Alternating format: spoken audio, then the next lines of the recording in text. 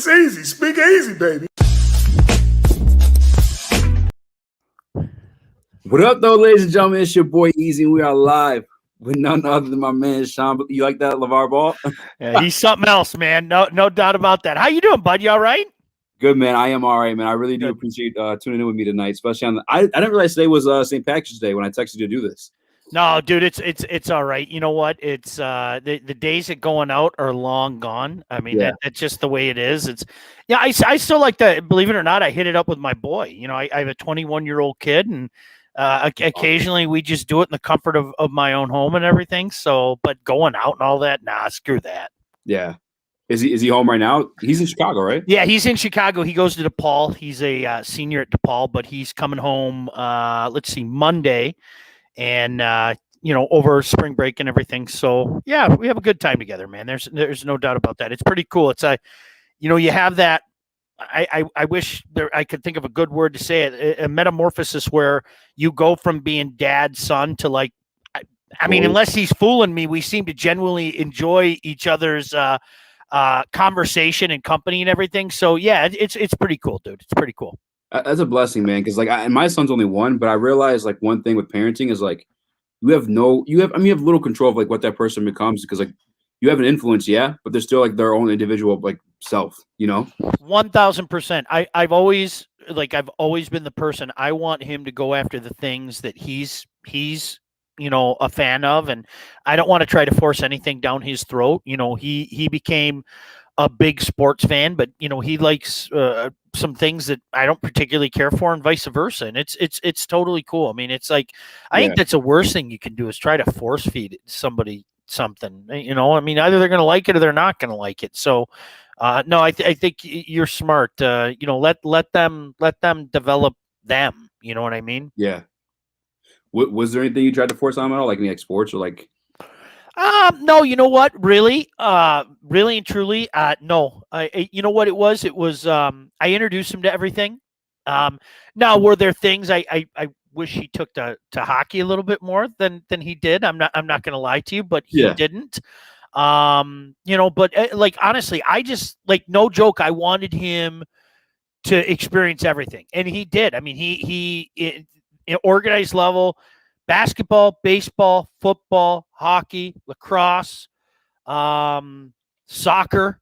Yeah, I introduced him to everything, and his things were he liked lacrosse and he liked baseball, and so he went with it, and do what you need to do, and that's me. That's the way it should be. Lacrosse is one of those interesting ones to me because like. I know hockey's big here and in North America and stuff like that, but it's kind of like the same thing, just no skates. I never knew why it never picked up. Yeah, me neither. It has everything that people should want. I think it's unbelievable. I'm showing my age here. There used to be a lacrosse team here in Detroit called the Turbos, and going to those games at the Joe was unbelievable. It was so much fun, and you know what? It still seems to be regional. It's even regional around here. There are pockets of areas that where people really seem to like it, but it never caught on. I always say, I mean, seriously, football's king in this country, right? We all know that football's king in this country. Well, what do people like about football? They like the speed, they like the ferocity, they like the physicality of it. You find those things in lacrosse, you find those things in hockey, but yet, those things never exploded. And I say it all the time, never going to happen. And that's fine. And I know younger people that are more idealist because they're younger. What are you talking about, man? Dude, I've heard it all. I've heard it all for 25 to 30 years, and so I'm totally cool with it, Yeah, it's because East Coast is like where it's big at, right? Lacrosse. Yeah. Was that a pro team or was that just What was it called? The Major League Lacrosse. I think the MLL. I think that was the name of it. And, I'm surprised. Yeah. So were you into it? Like, did you like it or like? Totally loved it. Loved it. I mean, loved it. It was funny. A bunch of my friends, we would go down there and just laugh because it was murder. I mean, those guys just killed each other, right? And you're going there. They're not all padded up and everything. They've got their pads and everything, but it was fun to watch. It just, it's big in the East. It's big in pockets around here. There are certain areas where it's big around here. Believe it or not, it's big on the west side of the state. It's big north of Detroit. It's, believe it or not, that it's getting big out here where I live.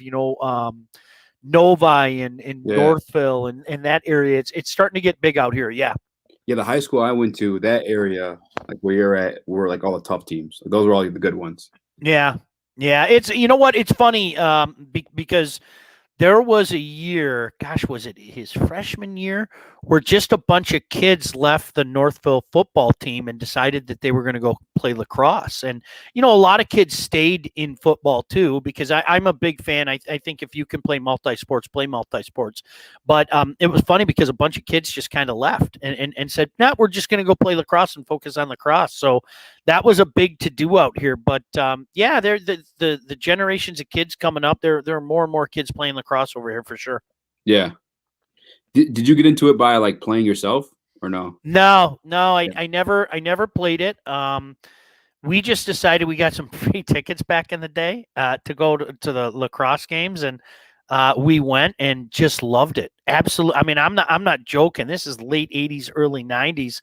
I was a kid, and we would, it was one of those things you tell mom and dad, I'm going over to Easy's house tonight, or we're just going to sleep over Easy. And then Easy would say, I'm going to sleep over at Sean's house and everything. And so we'd go a couple carloads down there, and I just fell in love with it. And like I said, for me, I wanted to introduce my son to everything, just what do you like? What's your thing? There were sports that he liked watching that he didn't particularly like playing, but, yeah, I think it's important. Let them make the decision themselves, man. Yeah. Yeah, I just realized that just from, I mean, not to get too deep, but even just like, this honestly, this what like made me realize that was that, like, I mean, gay kids, no one really wants their kid to be gay, but you have no choice in that. They just happens. You have no control over it. It's just gonna happen. So, absolutely. Like, no, you know what? You love your kid no matter what. I mean, it's not that. It's not that difficult, It's so what? He didn't like hockey, or he didn't like this, that, or the other thing. I mean, you love your kid no matter what. I think that's important. We're getting deep here, dude. This is, I I was just like, that man, was let's go. Where are we going next? Yeah, no, you're good, man. God, I mean, hey, man, welcome to the Speakeasy. Thanks for having me. No, for real. Thanks for having me. It's great having you part of the family at Woodward Sports and everything. And when you said, hey, come on, dude, anytime. Honestly, I really appreciate it because, I mean, you're someone a lot of people know around this town, for sports talk. It's weird. It's I appreciate you saying that. I don't think of myself that way or anything like that, because I was lucky to end up at a really good radio station. The Fan at one point in time was a great radio station, and I was lucky to be, part of the everyday lineup and everything. But times change and the business changes and everything. And, I got an opportunity to do a show with Killer for a few years, even after, all the boys, Stoney and Wojo and Jamie, everybody had left, and I got a chance to do a show with Killer, which was awesome. And, yeah, dude, it's amazing. There's sometimes I'm not joking. It's, how have I been doing this for almost 26 years? I mean, it's crazy. It really is. And I've been so fortunate. I mean, there's no other way to say it. I mean, who would put this mug on television? I got to work at Fox for a long time, and with state champs, and call hockey games on television and everything. But who's your favorite out of all of them? Out of all the things you did? That's a great question. I don't think anybody's ever asked me that. That's great. You know what? Calling an NHL game, that was something. That was why I got in the business. Yeah. It really was. And, it kind of got to the point where I was like, all right, if it happens, it happens. If it doesn't, it doesn't. And when I got to call a game for Fox Sports Carolina and the Carolina Hurricanes, it was kind of like, I'll never forget right before the puck dropped, and they play the anthem and everything, and I kind of had this moment where I felt like a kid again. Like, I really did. It was like, I mean, all jokes aside, I was like, holy shit, I'm in Tampa right now, getting ready to call an NHL game. I mean, it was kind of like, and so that was pretty cool. But I don't, man. Pretty much everything's been fun. I mean, it really has. That's for sentimental reasons. But I dig doing the show with Joik and Yeah. working at the Fan all those years and calling Wayne State football is just a flipping blast. It really is. And, allowed me to get to know some great people there. So, gosh, that's funny. I've never been asked that question. So that's good on you. I never been asked that question. It's hard to say. Yeah. Honestly, the short time that I've known you, that's definitely what I would have guessed was NHL. Yeah, it was special. I mean, there's just no other. Yeah. When I got asked to do the be a Heisman voter too, that was like jaw dropping, unbelievable. Because, dude, I don't know about you. Like for me, my generation, I don't know if you guys put it in the high esteem that I did. That Saturday in December, dude, my world stopped. Like it was like when the Heisman presentation was on, I made a point to watch that every freaking year. And I mean, since I was a little kid, and so you get a phone call one day, and it was Jack Ebling who called me, who worked at the Lansing State Journal for years, and is an icon up in Lansing. He calls me and he's like, "Hey, so I have a proposition for you." And I was, "Hey, what's up, Jack? Nice to hear from you." He goes, "Would you be interested in being a Heisman voter?" Huh? I mean, really, it was like one of those, like, huh? Yeah. So, yeah, it's hard to say. It's hard to say because I mean, Fox was great. I had such a great time there. Dan and everybody there is so much fun. It just got to be, about a year and a half ago, I just got too damn busy, and it was just like one of those things. I was like, something's got to give. I'm not a young man anymore, and so I keep telling myself every year I'm going to slow down a little bit, and I do more every damn year. But as we were talking about before the show started, it's not like I work for a living, so that's pretty cool. Yeah. Speaking of that holy shit moment, that's like one that I have every time I'm in studio with like you and Joik and like all that shit, man. I'm so thankful, my generation, that like I have the internet to like have created this opportunity for myself. You know what I'm saying? Like, I don't know, man, it's just so wild. Like, it's like from my fucking basement. Put it, I'm serious when I say this. You guys are teaching the old dogs a lot of new tricks. I mean, there's so many cool things going on right now. And I mean, you guys, how you're so quick on social media and some of the graphics and ideas that you have, it injects new life into, guys like me. And I've always been of the opinion, I think you should help the guys that are coming up, because it's not an easy business. I think that it's not an easy business. And so to me, why would you want maybe some of the same things that happened to you when you were young? Why would you want that for anybody else? So like I've always kind of said to myself, hey man, it wasn't that long ago, at least in my mind, it wasn't that long ago that, I was trying to come up and everything, and, trying to get a foothold, first in Toledo and then eventually in Detroit. And so, yeah, I mean, it to me, it's important because the way media is now, man, it's awesome. There's something for everybody right at your fingertips on your phone. It's awesome. I love it. Yeah, it's like I was kind of thinking that too, like when you're talking about like how the Heisman was so like prestigious when you were younger, because like nowadays, like if you miss something, you go on your phone, you find it, or you get a notification from your phone to know right away.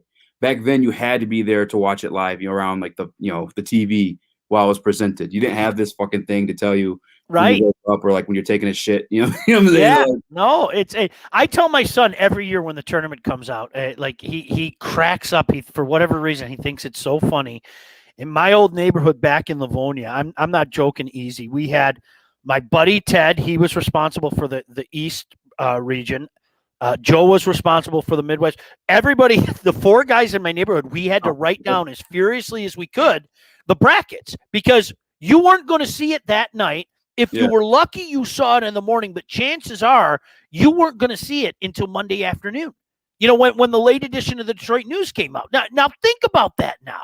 I mean, that's right. I mean, it's wild. It's nuts. There were times if a team played on the left coast, if the Pistons played on the left coast against the Lakers, you didn't know the final score until 4:00 the next day.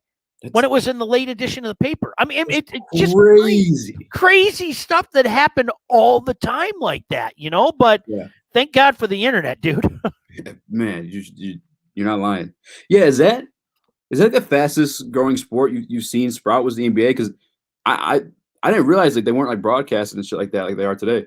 Yeah, it was. Even the I home told team. this story. No, I told this story on the air. The 1980 NBA Finals. Okay. Mhm. Game 6 of the 1980 NBA Finals. Los Angeles Lakers center Kareem Abdul-Jabbar is out, and they had to start a rookie by the name of Irvin Magic Johnson I heard of out that of guy. Michigan State. Yeah, maybe you heard of him. They had to start him at center. The game was tape delayed here. It was not live here. It was tape delayed. Now think about that. An NBA Finals game. They end up winning. Lakers win the NBA title. They knock off Philadelphia. But the game wasn't even live here. I mean, That's think about how interesting question though. I think you have to say the NBA, and in a different way, just one man's opinion. I think college football has just exploded because, really? yeah, for me growing up around here, it was like everybody was fixated on what's going on in the Big Ten. Everybody was fixated on Ohio State or the odd year that Iowa got good or Michigan State got good in 87.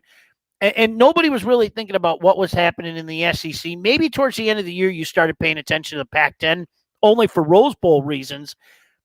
But now everybody knows what's going on everywhere. You know, so in that regard, that's really exploded. I mean, college football has really exploded. But look, you can't put a price tag on what Dr. J kind of laid the seeds. He and Abdul-Jabbar, and then Bird and Magic came in and really got the crops growing, and then MJ and that crew came in and kind of created what the NBA is today. I mean, it's huge. It's absolutely huge.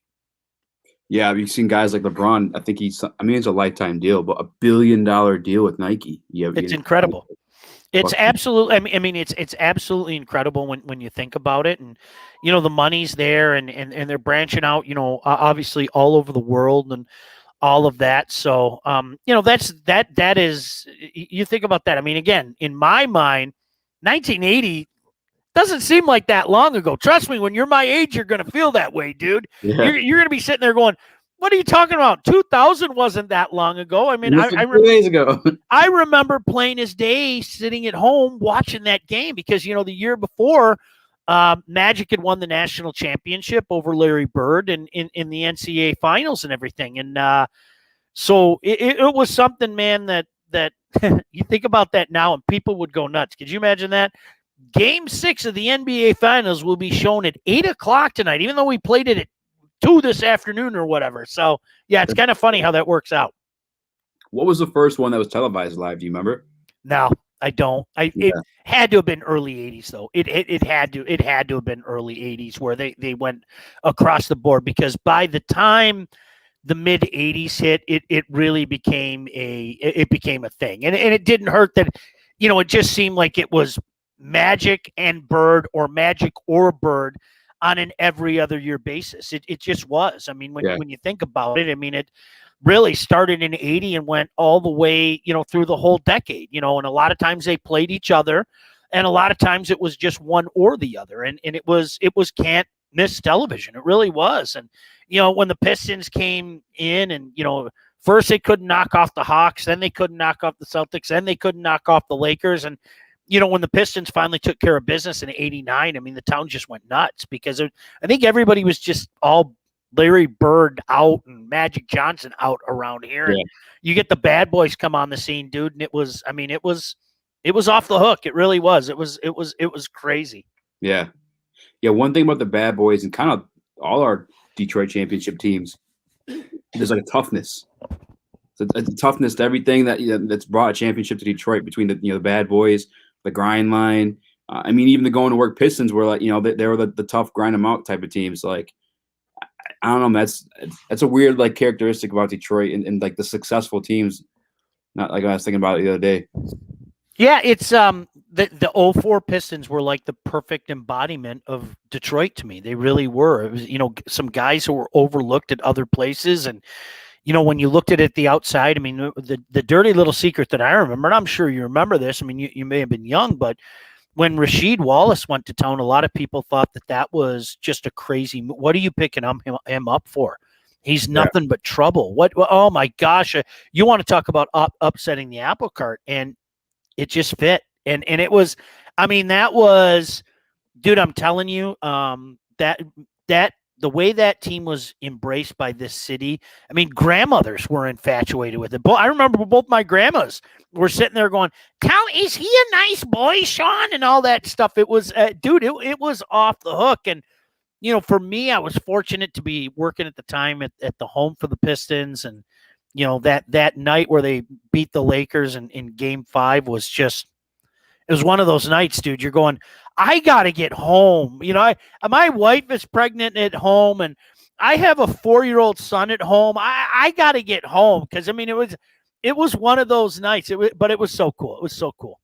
Man, I couldn't even imagine too, because like then we have Shaq and Kobe, like, and then on top of that, you had what wasn't like Karl Malone was on the team too, and Gary Payton, like. They were mercenaries. I mean, they were brought in, you know, so the Lakers could, you know, win maybe that one more championship before they dismantled it and everything. And I mean, they got bombed that series. There's no other way to say that. You know, I know people used to use the term 5-game sweep all the time, but they Pistons pounded them. It was so much fun. It really was. And you know, unfortunately, we haven't seen enough champions around here and in the past 13 years. And yeah. I think we're going to wait a few more years too. Hey, there's some people in the chat from your show earlier today. They don't think that way. They think the Lions are going all the way this year. Oh gosh, it's just isn't that funny? I mean, you have people right now. This is how this fan base is, dude. You have number one, you have people that think that Jared Goff's a better quarterback than Matthew Stafford, and number two, the Lions aren't rebuilding. What are you talking about? And it's just like, and easy. I love that they're rebuilding. I love it. Like for the first time in my life, you know what they're saying? Boy, we really suck. Yes.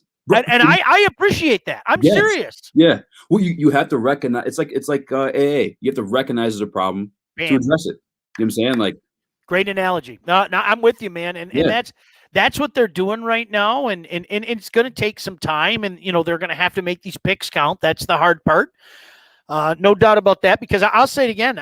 Bob Quinn said all the right things. He couldn't follow through with any of it, but he said all the right things. Yeah. And right now, these guys are saying all the right things. And, you know, in fairness, I like what they've done so far. I think they got a damn good deal for Matthew Stafford. It was overdue to move him. I would have thought about it last year. I talked about it last year, you know, or at the very least, maybe take that franchise quarterback of the future and let him marinate on the bench, you know, but didn't happen. And here we are a year later, but at least it's happening.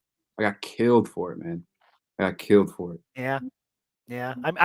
I felt the same way. I'm saying, you know, and everybody, oh, well, you know what? You can stink next year and, you know, you can get Trevor Lawrence. Well, you can stink and there's no guarantee you're going to be anywhere near Trevor Lawrence. And that's exactly what happened with this Lion team. I mean, they're picking 7th and they stunk last year. I mean, really a historically bad defense. And you know, you're still only at 7. It's amazing how that works out. But no, kudos to them. I don't think that they're trying to pretend anything. And I get it. You know, sometimes I have fun with people. I mean, what's a fan supposed to do? Of course you think your team's going to be good. You know, I mean, it's not that long ago I was arguing with Tiger fans left and right, you know.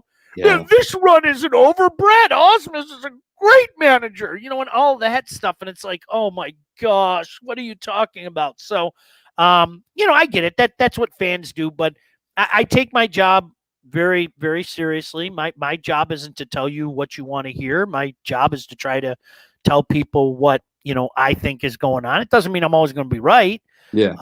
I would love it if the Lions shocked everybody this year and went on some crazy run. I would. It's not going to happen, but I would love it if it did. Yeah. It's, man, there's so many different ways I could take this one. I wanted to ask you a draft question, but actually I want to ask you this first. All right. Because we said it's going to be a while before we see a championship. Which team do you think gets there first? They're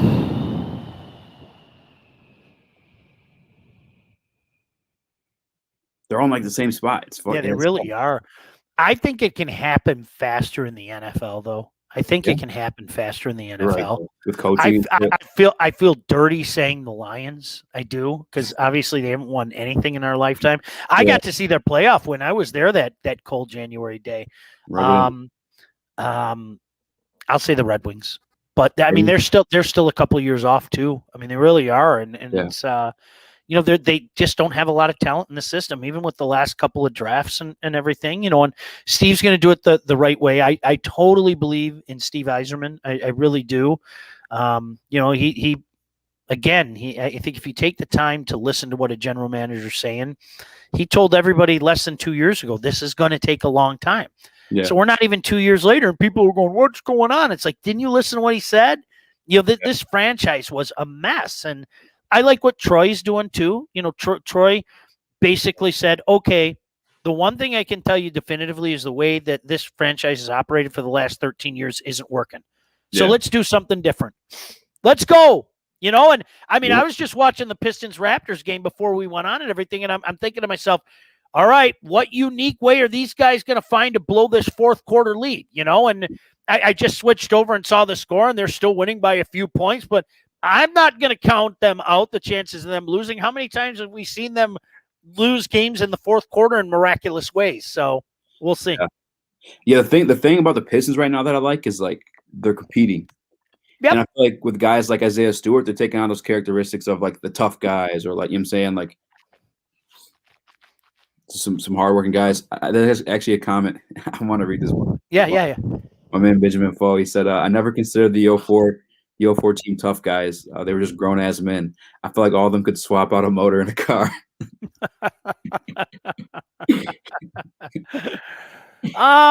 You know what? I think they were blue-collar guys would be the best way that I would say it. They were blue-collar guys. The guys, obviously the bad boys were called the bad boys for a reason. 04 to me, they were just blue-collar guys. They were the embodiment of our city. I mean, honestly, they really, truly were, guys that, Chauncey was supposed to be something that he never became, and Rashid had this bad rep about him, and well, Rip hasn't turned into what we thought he would be, and all those things. But you put them all together, man, and it just worked. It worked. Traded Stackhouse for Rip, right? Yeah, I think that was the deal. I think I'm not sure. I was young. Yeah, gosh, it's so many years ago. It's 18 years ago now. Yeah. So yeah. For me, I'm trying to think of like which team I would think would win next. I was gonna say the Pistons because like I was looking to maybe land a top pick this year if we get that Cade Cunningham guy, but that's even still years away. I mean, that's not even for sure either, because look at Zion. He's still like technically losing now. That's exactly it. Yeah, it's. I think we got a couple more years of this, to be honest with you, and I'm going to say it again. I don't have a problem with it. I don't. Yeah. You know what? The one thing I was so sick and tired. We were talking about fans being fans. I mean, how many times did people, try to talk up what Stan was doing? And and you just want, like what are we talking about? Why are you being disrespectful, man? They got in the playoffs. Easy, they haven't won a playoff game in 13 years. Like, think about that. Hurts to hear out loud, man. A playoff game, not a series. Crazy. A playoff game. And, here we are, and that's why, I mean, I appreciate what Troy's doing. It's not easy to do that because, people are going to take shots at you, and after a couple years of losing, this guy, I can't believe we hired this guy, and you hear all that stuff. But they had to do it. They had to do it, and I hope they get a couple of high picks out of it. Yeah, no, I agree.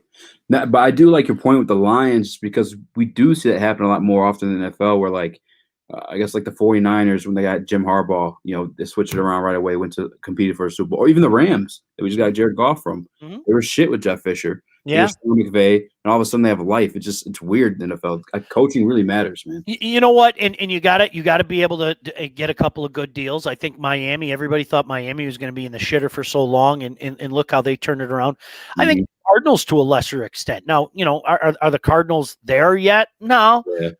I like what they have, but look how close they came to get in the playoffs. And again, just a couple of years ago, people were sitting back going, boy, this team, it's going to take forever for them to get out of that hole. But, you find a way to make a great deal, and obviously they took advantage of Bill O'Brien. Everybody took advantage of Bill O'Brien, and, that can kickstart your franchise in the right direction, and it certainly did with those guys. Yeah, no, 1,000%. Keeping on track with the NFL and Detroit teams, I've started a campaign here locally, and it's based around a certain quarterback. And Trey Lance. Oh, take a chance on Lance, huh? Yeah, that's good Trey trains what I'm calling it. I like that. No, you know what? This is the unknown right now. We're not going to know the answer to this until draft day. What does Brad Holmes, what does his scouting staff, what does Dan Campbell really think of Trey Lance? We don't know. I have no idea. Yeah. And they're not going to say, because this is, I say it all the time, this is lying season. Not Lion, it's Lying. It's lying season. Everybody's going to lie about what they like, what they don't like, to try to build whatever value they can around their pick and everything. If you think that's the guy, you don't hesitate to pull the trigger, period, end of story. And I don't think that these guys will hesitate to pull the trigger. I don't know how well it'll go over with fans, and to them, it shouldn't matter at all. But if this kid is as good as a lot of people think he is, and scouts, our mutual friend, Scott Bischoff, who's a scout and watches this stuff closely, he loves this kid. He loves it. I'll talk to him. I'll talk to him. How's that? Yeah, but no, all jokes aside, he loves the guy. Absolutely loves the guy. And if you think this is your quarterback of the future, then you take him now. But so it's so backwards to me, Easy. How you can't take a quarterback. We got Jared Goff. You mean we can't take our quarterback of the future and sit him? Oh my! What was Kansas City thinking? What was Green Bay thinking? If this is the guy, I don't care if he sits for 2 years. That's your quarterback for the next dozen years after that. And God forbid he has the same kind of success that Aaron Rodgers did or Patrick Mahomes has had. Yeah. Yeah, no, I'm in the same camp. So what do you think? What do you think of him, though? I guess, like, talent-wise and, like, upside. I like everything about him. The issue is, and this is why I'm going to be non-committal, I don't know. I mean, everything that I read, everything that I see, I'm not, I wish I could have seen him, play games and everything. I haven't. I've seen footage like everybody else, but, to really get a good gauge on somebody, it's tough to do. Easy. I think it's funny, like around draft time, you hear all these guys breaking people down. We're not watching half the guys. It's not like you and I are sitting at home, playing the role of Jaws or something, rewinding tape and all that stuff. So I rely on the opinions of people like Scott, people who do this for a living. I think everything is there for the kid. I'm not trying to cower away from it. I think that everything is there for the kid.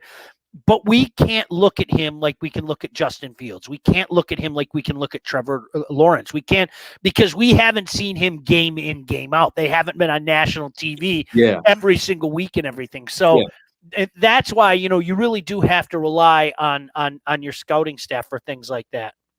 Yeah. Yeah. For me too, like, exact same thing, right? Like I haven't watched as much.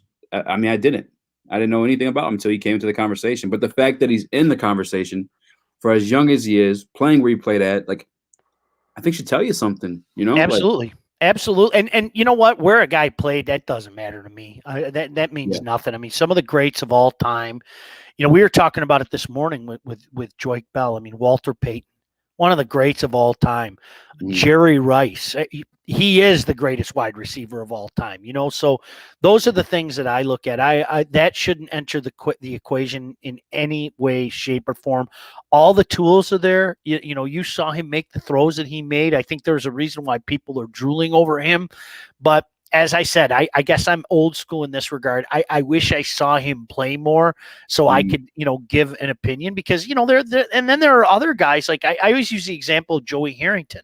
Joey Harrington did a lot of good things, but then when you watch Joey Harrington, he didn't have it. There wasn't that swagger there. There wasn't, and people, I know you were young, but boy, people got so mad at me because very early in Harrington's career, I said, it ain't going to happen. It's just, you could tell looking at the guy, and now everybody after the fact, oh yeah, sure. But you could tell, but the thing is, again, I think a lot of times fans don't want to admit to themselves that we have to start over, or we have to look at another quarterback, and we have to go through that process again.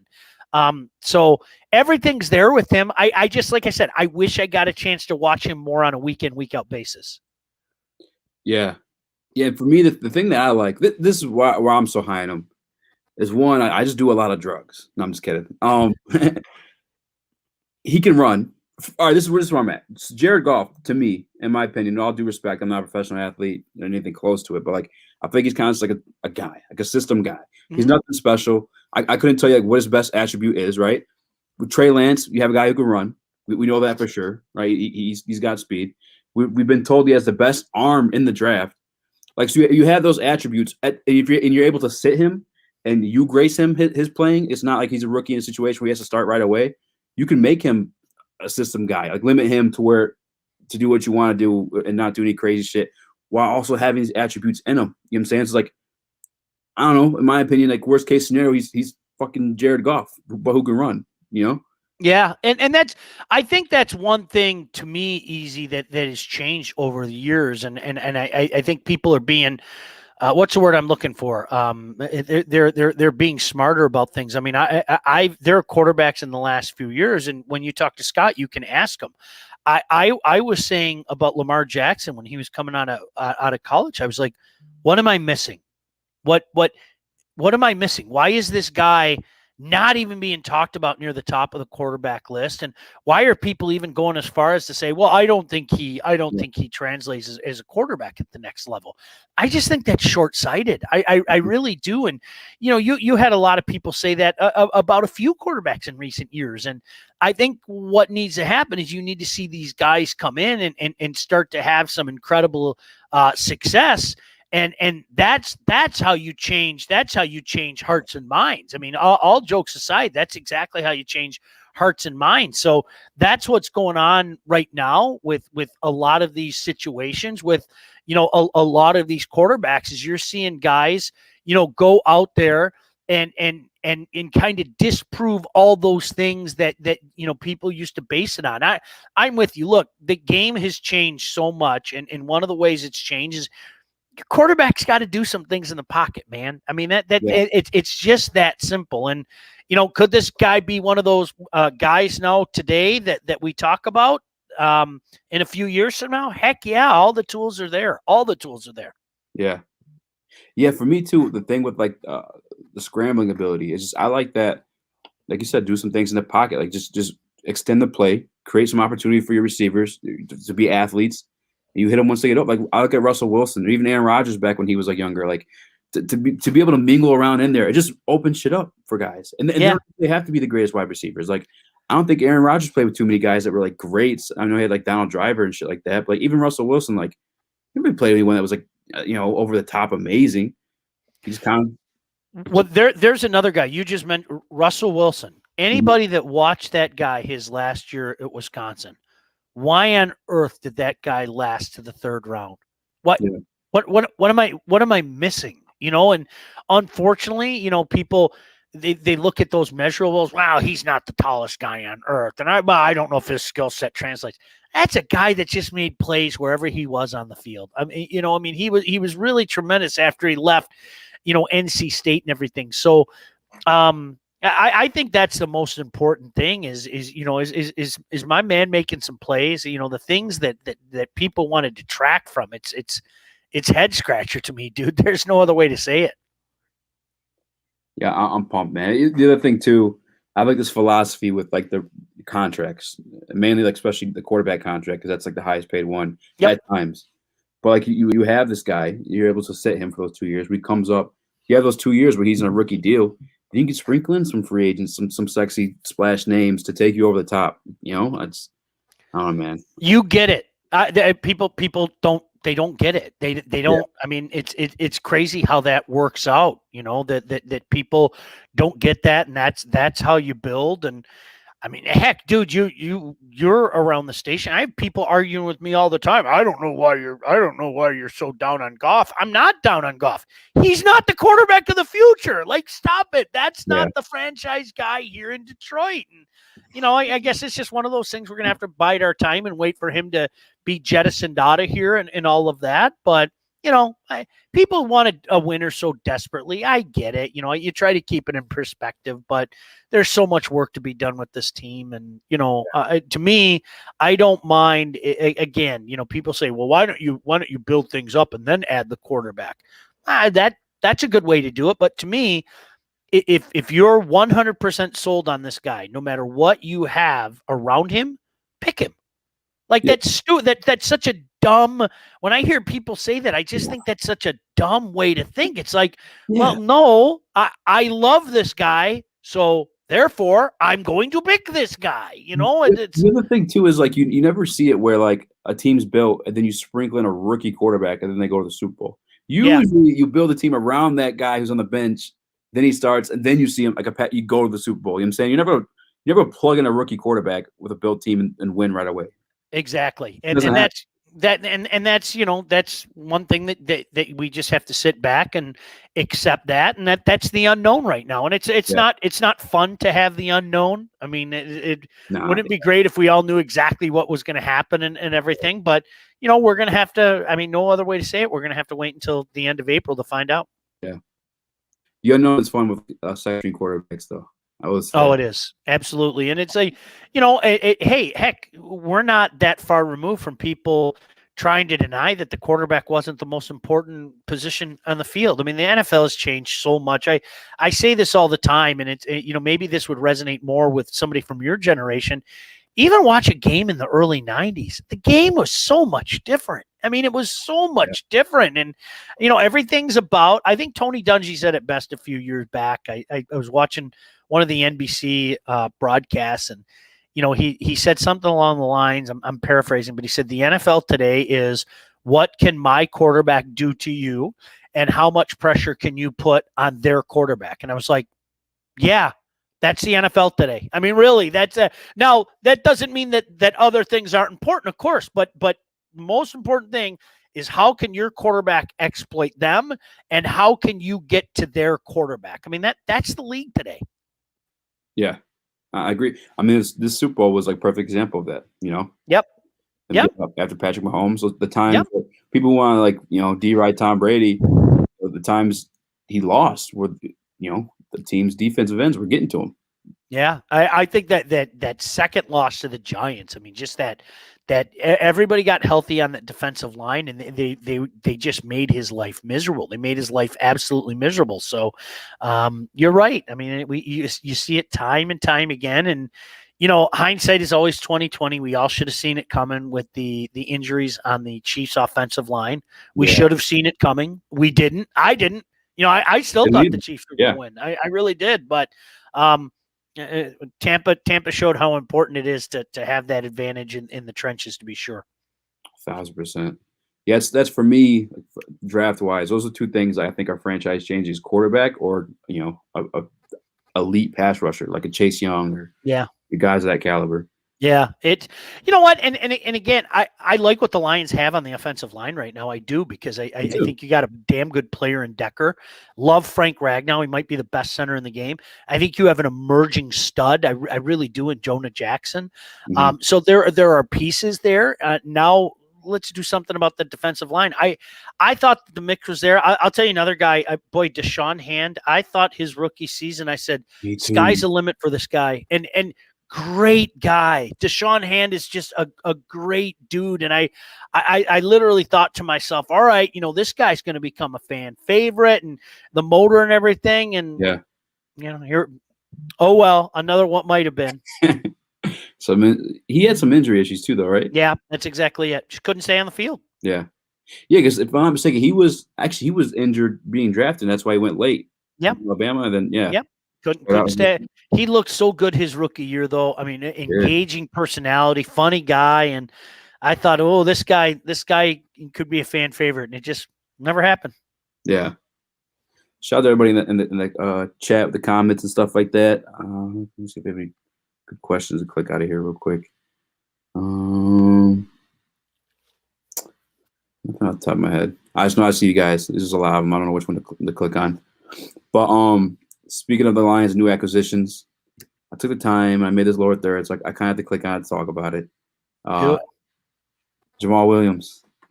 I like it. For him? I love it. You know what? He's a part. I wouldn't put grandiose expectations on it. Like I made the comment to Joik Bell earlier today. I don't think this is going to be a case of Reggie Bush and Joik Bell or anything like that. Yeah. He's a good complementary piece. He's a 1B. He does a little bit of everything. I think that the good thing is he's kind of the change of pace from DeAndre in the regard that he runs downhill a little bit. And I think that's important. But, it's funny. I've heard from so many people, you see that picture of Jamal Williams right there. Yeah. Everybody says that's him. He's just a guy that walks around with a smile on his face all the time. He's got a great personality. He's always in a good mood. He's good for the room and things like that. That's so important. Eazy, the last couple of years have been a disaster in that room. I mean, for a myriad of reasons. And I think that Matt Patricia realized it far too late that the damage had been done. But they need some positivity in that room, and they need some life in that room, and he's going to bring it. I like it. I like it a lot. It's again, you're not getting Barry Sanders. Those days are gone. You're not going to get that stud that is going to go into the Hall of Fame, because running backs aren't utilized that way much anymore. But what you're getting is a good piece and a piece that fits here, and a piece that, in my opinion, will work very well in concert with Kerryon. Yeah, I think I'm excited too, because he's used to that 1-2 like role, And I think anytime you saw like the absence from Aaron Jones over there in Green Bay, this guy stepped up. Yep. No doubt about it. And that's what needs to happen. I mean, how many times have we seen it the last couple of years where, Kerryon was hurt, and well, who are we dealing with? Who's in there that's trying to get the job done? And as great as a guy as LeGarrette Blount was, I mean, he was done, and guys, haven't been able to step up and fill the void. And so I think the Lions is a good insurance piece. This is the National Football League now. I mean, it's I grew up in an era where, I mean, to this day, you knew who the guy was for every team off the top of your head. You still remember it. It's not like that anymore, man. It's RBC all day. Blows my mind that it's like that too, because I see like the injuries and hits these guys take, and it's like, how is there fucking like a workhorse on every team? Isn't it incredible? They didn't play as long as some of them did too. I'm like, yo, that's crazy. Everybody, and it's funny. It's like, it's like a car crash. I mean, you're just constantly getting into car crashes, and it's going to take its toll. I've seen so many guys slow down. I remember a few years back, Marion Barber just ran angry, and he had a couple years in a row where you're like, damn, it's fun watching this guy. And I was watching the game with former Lion Ron Rice, and Ron said to me, he goes, this guy isn't going to be in the league in the next couple of years. And I kind of stopped and looked at him like, what are you talking about? What he's running guys over. I mean, and he goes, smaller you can't. Too. He goes, you can't keep running like that. He goes, this is going to catch up to him quick, fast, and hurry. Year later, he's out. I mean, you're gone. I mean, and that's the league today, man. It really is. Yeah, you're absolutely right. The other thing I like about Jamal Williams too is he can catch out of the backfield too. He's not just not just a runner. A blocker, I mean, brings everything to the table. He's versatile, man. So, it's a good signing. I mean, they got a lot of work to do, but it's a good signing. Yeah. Where you at with the Brockers trade? Yeah. Right? I mean, they need a DT. What are you getting in the guy? You're getting a body up there, but I mean, again, a Pro Bowl guy or anything like that. No, it fills a need. You're not giving up a lot. So I'll take a body. I'll take a known for a 7th round pick. Now, how long is he going to be here? That remains to be seen. Yeah. But I don't think you can complain at what they've done so far. It's so early yet, as you know, but I like the Stafford trade. It had to happen. I like these signings, and most importantly, I like the fact that they're letting guys walk away. It had to happen. Look, would I want Marvin Jones to be here? Yeah, I'd love it. Marvin is an underrated wide receiver and a heck of a guy. Do I want Marvin to be here? Yeah, I do, but not right now. I mean, they're not going to. And why would he want to be here right now? So, you say bye-bye, and that's the way it goes. Yeah, I know you were pissed when they didn't franchise Kenny, but like after seeing him sit in the market a little bit, like where you at with that? Are you still like? Yeah, I mean, I don't like to give up value. I don't, especially young value. I mean, this is a guy that was on the verge of being a top 10 wide receiver. It's interesting that all the wide receivers, there isn't that market right now. That's interesting to me. So, look, Kenny hurt himself last year. There's no, I'm not talking about the injury, but sitting out the way he did, he hurt himself. I think that's obvious. In a perfect world, like smelling like booze and stuff too. Like, yeah, I've heard all that stuff. I don't know how legitimate it is. Is that part of what's going on? It might be, but really at the end of the day, I would have loved anything if more than anything that that even if he did the tender here and you were able to trade him off for something and at least get some value in return, that would have been nice, but they weren't able to do it. I saw what Freddie just said. You're absolutely, they blew it up, and it's about time. Yeah. It's about, I don't have any problem with that. I just don't like letting value walk away. That's just that's one of my, I guess, personal pet peeves. I understand it. Yeah.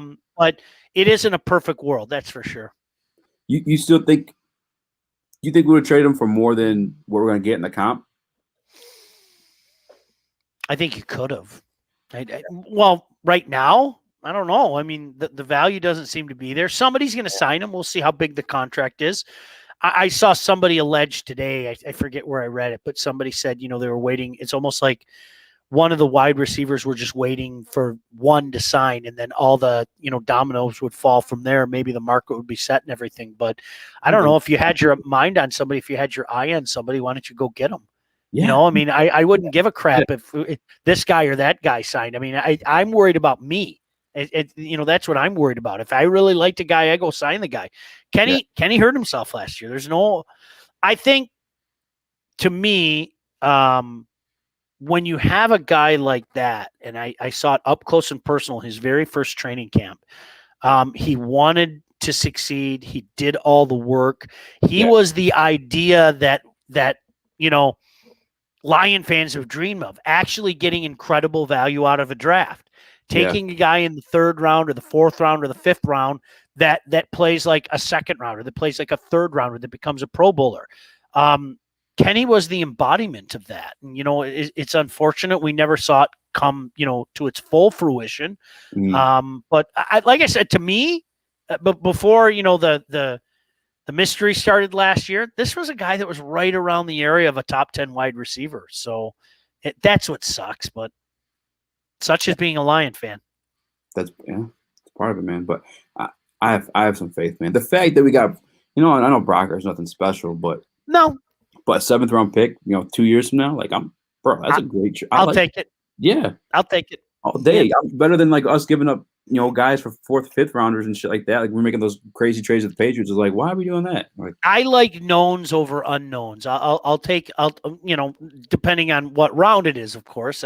I'll take a known in him over the unknown 7th round pick all day. Because I, quite frankly, I don't have the faith that the Lions are gonna, really take advantage of that 7th round pick anyway.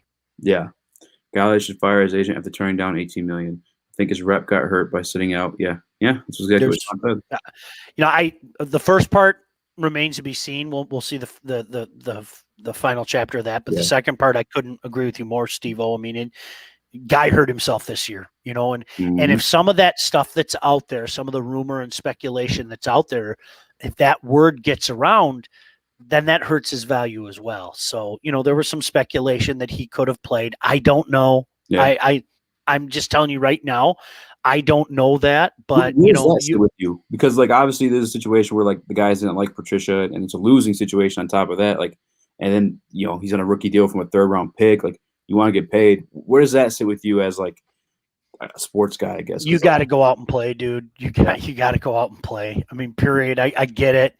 You're frustrated for a myriad of reasons, losing being first and foremost, but you got to go out and play.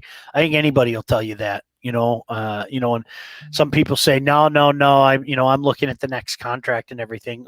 Here, this is the living embodiment of what we're talking about.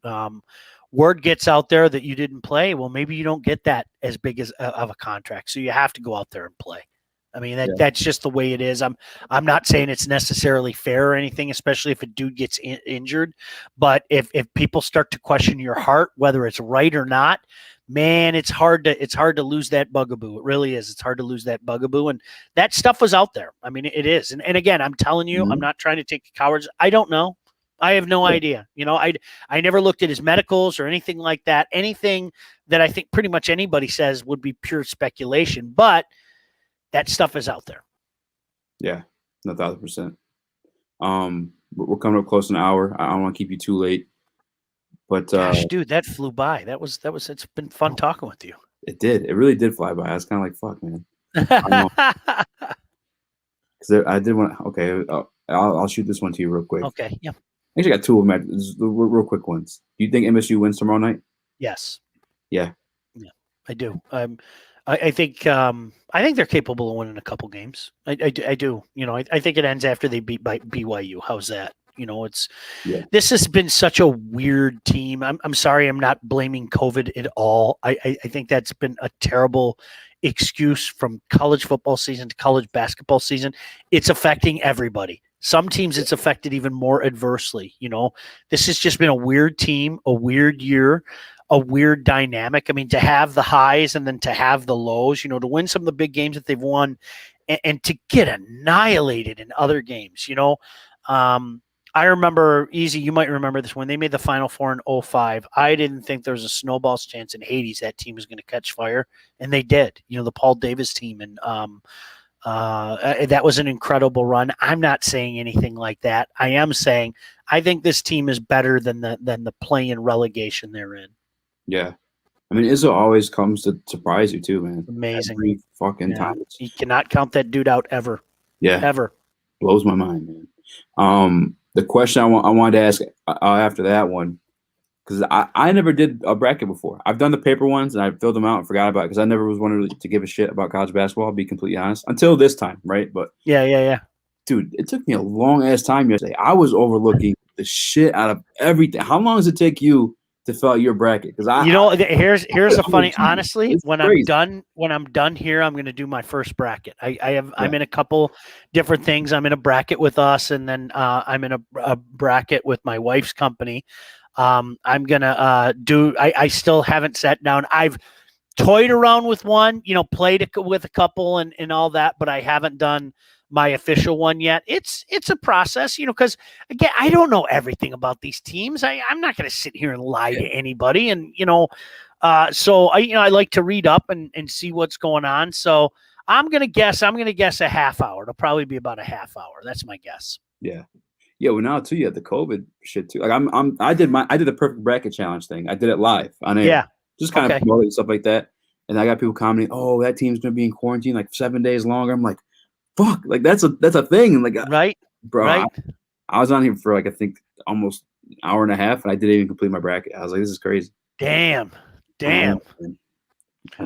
Yeah, I'm looking forward to. You know what? I kind of have the Final Four that I think it's going to be, but I'll probably change my mind in the next 10, 15 minutes as I'm actually doing my my brackets. So we'll see how it works out.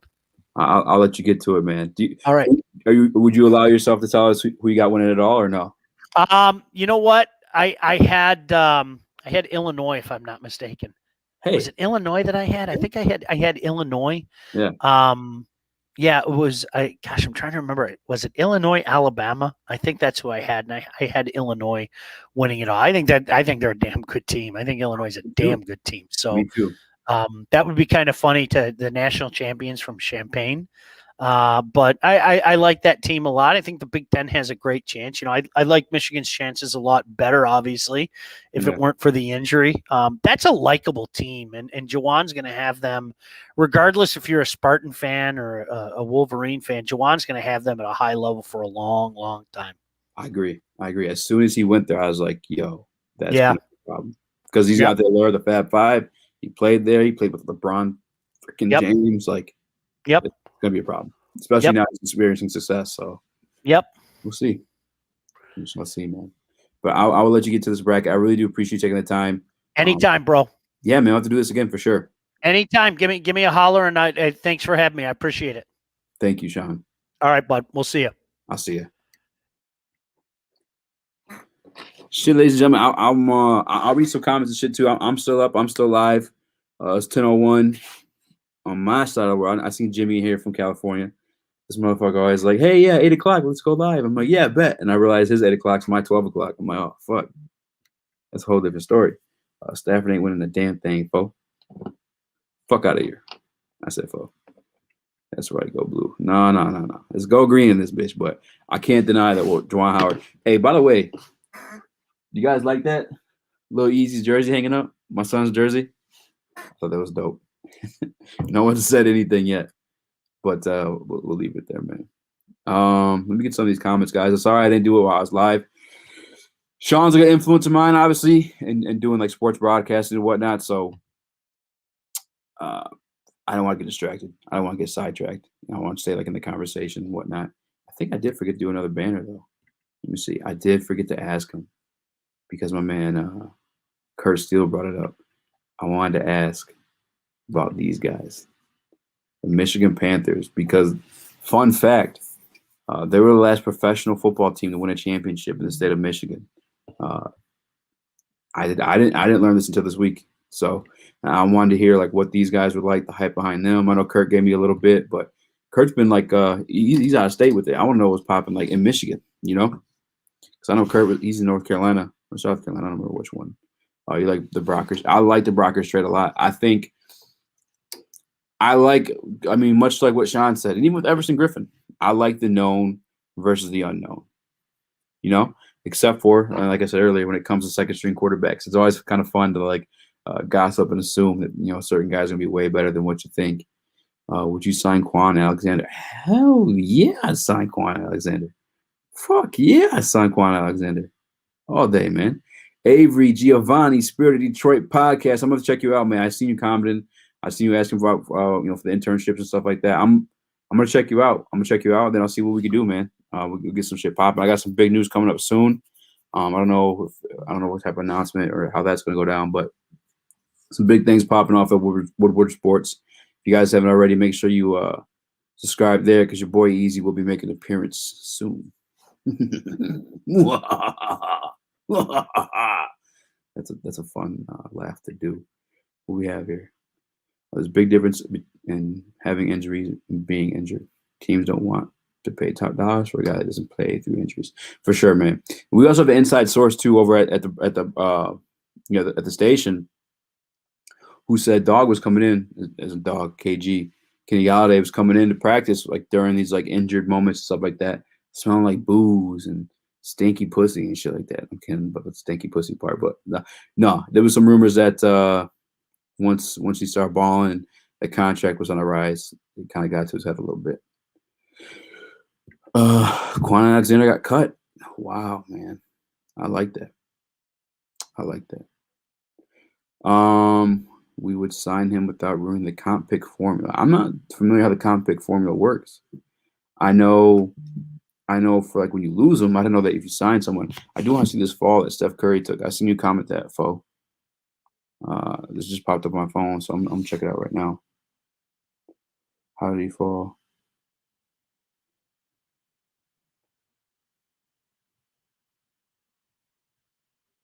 Oh, he's good, bro. He's grabbing his whole asshole. That's so funny.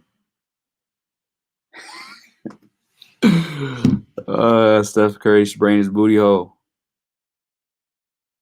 Hey, low key, Steph's kind of like, he's not old, but like pro athlete years. Steph's getting up there, man.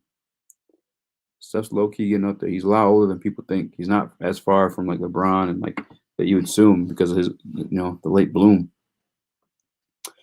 But can he go into the Giants? Offered multiple years. He's going to get a fat contract. We shall see, man. I'm really surprised that one hasn't happened yet. I thought he was going to go to the Giants for sure. The Giants, and now I was thinking the Ravens too. I'm not a Ravens fan, but obviously I think you guys heard me say this before. I like greatness. I just like to see like fun teams. I think if KG went, I don't know if Lamar Jackson could utilize him correctly. He's not really like a thrower per se. I wouldn't say he's inaccurate. I don't know. But giving him a guy like KG, who you don't necessarily have to be always accurate with because he's a great 50-50 guy. It'd be exciting to watch him there. And I'm not as low as on Daniel Jones as everybody is too. You think the Lions are spreading rumors about KG because he kind of laid down on them last season. It's not really the Lions, though. This is like teammates. It's giving them, it could be the Lions too, though. I mean, here's the thing. You also have guys that are within other organizations now too, with Bob Quinn and Matt Patricia. So, like, are they saying bad things? I mean, yeah, because if they make themselves look good, they lost their job. So, like, you know what? You're probably right. Yeah, there could be some shit. I'm not saying current Lions, but past Lions, like who I just mentioned, Matt Patricia and Bob Quinn. I'm absolutely sure they're probably dogging everybody. I mean, Matt Patricia did it while he was here. I think that's when I was ready. When I was done with them. At some point in the season, he had said, I know I'm not doing well, but look what I was given. Like something along those lines is like, hey, bro, we were in the playoffs. Like, what do you mean? Like, what were you given? Like, what the fuck are you talking about? Like, so there's no doubt in my mind actually that he's probably bad mouthing KG. Big facts. I know Curtis Samuel's off the market too. If you guys haven't seen already, he signed with the Washington Redskins. Patrick Peterson is now in the NFC North with the Minnesota Vikings. Not the same Patrick Peterson, but that should be fun. You know what? I didn't look to see how much money he signed for, though. I'm curious. Let's look it up. Because it's something we could afford it. I want to be mad about it. So let's look it up and find out. Patrick Peterson. You know what? I probably do live with you guys. I'll probably make the rest of my bracket if you guys are down. 1 year, $10 million. Lions could not afford that. Fuck, man. I'm looking at that. I'm thinking too, like now, he's not in Stafford's division. I would have much rather the Cardinals pay him that to keep him there. You have J.J. Watt, Chandler Jones, Patrick Peterson. They did pick up A.J. Green, though. A.J. Green playing on the opposite side of DeAndre Hopkins, which I'm sure DeAndre Hopkins isn't happy about, but he is happy about, I'm saying. BQ trashed Hawk for having fun. Who you talking about? BQ. Oh, Bob Quinn. Yeah, they gone. We don't care. No need for Ken without Stafford. He was a mirror of Calvin. Yeah, he's a little baby Calvin Billsy. Any Lions rumors about Adore Jackson? I don't know. Let's find it out. Yo, I didn't even get to give you guys my reaction to that. I dead ass called my friend. Oh my god. There's this meme though. I'm gonna pull it up. I'm gonna show you guys. I wonder if I saved it. Let's see. There's a meme that represents that so well though. It was no, that's not it. That's not it. I'll find it.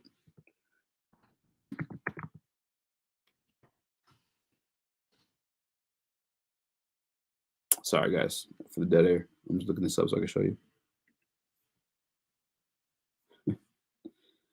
Bruh, no. My computer's fucking up. I didn't mean to do that. I'm looking at Brocker's numbers. Last year he tied his career sack total in 5 sacks. His career high is 5.5. So still got some in him. Drafted in 2012. I like Brockers. He's not gonna take you over the top, but he's like. Here's the thing with a guy like that. Sorry guys, I'm looking for this meme. A guy like that. I mean, me and Luke had this conversation the other day. It's not always gonna show up with numbers. Sometimes you just need guys to fill the gaps and do the role.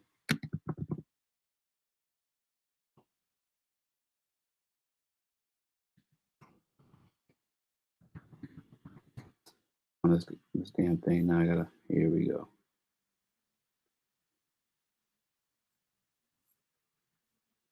Yeah, I gotta find it. Here we go. I found it. It's not the same one, but good enough. It's up there, donkey. It's up there. I'm gonna share this one with you. So I was laughing about Andy Dalton, right? I was like real life, like laughing hard as fuck, and like And then I realized something though. I realized my computer sucks. Let me get this one to you guys. This one's pretty fucking funny. Here we go. This is how it feels, right? We can laugh at it. We can laugh in the face of the Bears signing Andy Dalton, which is fucking hilarious though, because how like, bro, we were sweating bullets when we thought they were about to sign or trade for Russell Wilson, and then they end up with fucking Andy Dalton, bro. But deep behind, I don't understand, man. Because even then, like, okay, I get it, Andy Dalton. I get it, they're not getting Russell Wilson. But you had fucking Tyrod Taylor. You guys, like, you guys are sacrificing fucking everything to get Russell Wilson. Why not do the same thing to get one of these quarterbacks in the draft? Like, I don't know. I guess it's the known versus the unknown conversation. But the laughing face, obviously, crying behind it, because with the Bears being as dysfunctional as they are at the quarterback position, they still have more playoff wins than we have had since I was born. So it's like, how hard can we really laugh at them? I don't know. I'm just glad that I realized that before a Bears fan said it to me. I had to, like, eat that shit. That shit would have hurt. I've been sick. Oh, I've been sick, man. That's a good one. Red Rocket Golf Cousins. Another easy MVP for Rodgers. Yeah, that could be it, man. All right, ladies and gentlemen. I'm probably gonna wrap this one up. It's been a little bit over an hour. Shout out to Sean Baligian for that one. If you guys missed it, I know Funk came in late. As always, I will download this into audio form, and you guys actually make sure you guys do this, please. Go follow us on Spotify and Apple Podcasts if you haven't already. It would mean a lot to me, man. I'm really trying to, like, grow and prove myself this new network at Woodward Sports. So if you guys did that, or even if you just hit this like button or subscribe if you haven't already, man, it really means a lot to me. Like I said, I started this in quarantine in my basement, and to have gotten as far as I have, I mean, it blows my fucking mind. But it's the power of the mind. For anybody else too who's like watching this shit, and like, I know Steve-O, you could do this shit all day, man. You could do this shit all day. Like, you know your shit. But, like, to anybody who, like, wants to do shit like this, man, fucking do it, man. All day. I say, why not? The power of the mind is a beautiful thing. But if you guys want to support, make sure you guys go do that. Follow us on Instagram, all that good stuff too. If I'm not mistaken, it all should be in the description down below. But if it's not, it's Speakeasy Podcast. It's real, real easy. But it's real, real easy. It's easy. Speak easy, baby. I'll see you guys.